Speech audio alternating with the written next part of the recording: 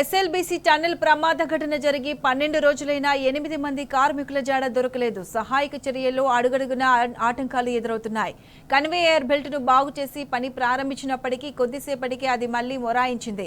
Conveyor belt పని చేయకపోవడంతో rescue operation మందగించింది. దీంతో శిథిలాలు తొలగింపు మరింత ఆలస్యమయ్యే అవకాశం ఉంది. బయట అధికారులు చెబుతున్నది ఒకటైతే లోపల సిచ్యువేషన్ వేరే ఉందని తెలుస్తుంది.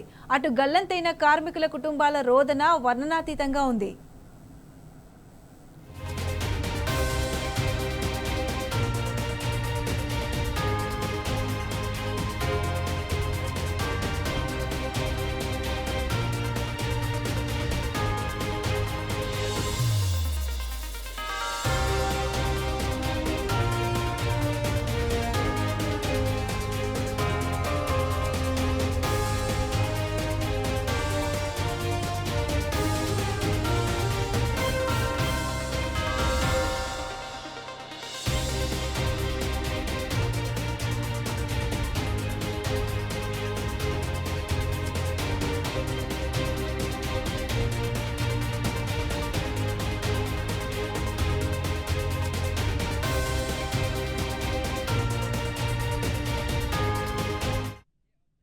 ఎస్ఎల్బీసీ టన్నెల్ ప్రమాద ఘటన జరిగి 12 రోజులైనా 8 మంది కార్మికుల జాడ దొరకలేదు. సహాయక చర్యల్లో అడుగడుగునా ఆటంకాలు ఎదురవుతున్నాయి.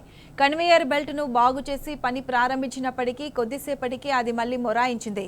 కన్వేయర్ బెల్ట్ పని చేయకపోవడంతో రెస్క్యూ ఆపరేషన్ మందగించింది. దీంతో శిథిలాలు తొలగింపు మరింత ఆలస్యమయ్యే అవకాశం ఉంది. అయితే బయట అధికారులు చెబుతున్నది ఒకటైతే లోపల సిచ్యువేషన్ వేరే ఉందని తెలుస్తుంది. అటు గల్లంతైన కార్మికుల కుటుంబాల రోదన వర్ణనాతీతంగా ఉంది.